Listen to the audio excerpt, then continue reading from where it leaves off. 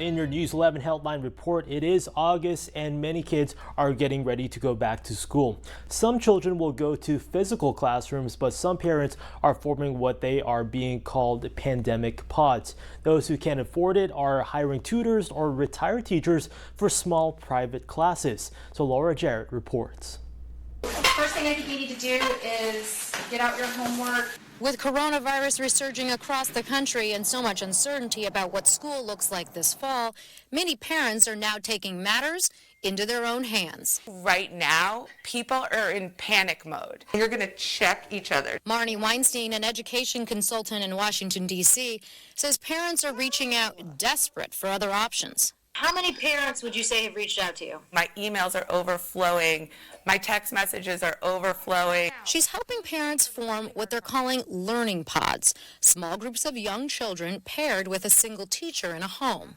It could be a basement, it could be a room upstairs, just as long as the teacher can set it up to feel like a classroom.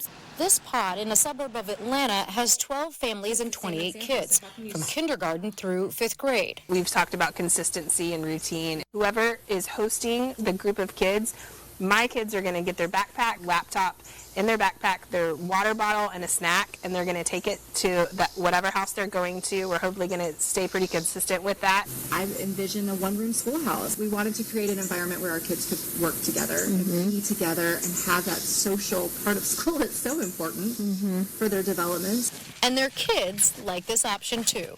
I'd rather be in a pod with my friends than be at home just working on school by myself. From San Francisco to Toledo, Ohio to Tampa, Florida, pandemic pods or micro school groups are popping up all over social media, each with their own set of rules. We are going to say that we can go to the grocery store, but always wear masks and wash our hands. But in-person instruction doesn't come cheap, with some parents guaranteeing a teacher their full salary or more, even if their child ends up back in a classroom at some point this year. So a lot of the teachers, they'll tell me they're not sure they want to sign on, and a lot of them are coming back because they can get the same amount of money or more, working half day, staying safe.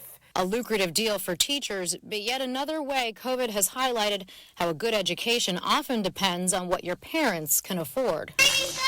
A more cost-effective option, families who plan to follow their school's virtual learning plan. We're not homeschooling them. There's a difference. They're forming their own pods and hiring a tutor to help with all the digital homework and check-ins. Once they're done with the digital learning, then they take a break, and that's where the tutor will come and facilitate and make sure that they stay on track with that curriculum. In many cases, the details are still being ironed out, but parents who have kids with a pre-existing condition or special needs say the pod model is the safest for their families as the pandemic continues. I think it's a fantastic option because you can kind of tailor your educational needs to whatever your family needs. When the kids look back, they're gonna remember a fun community time that they had during these few months, because it's not going to be forever. Laura Jarrett, CNN, New York.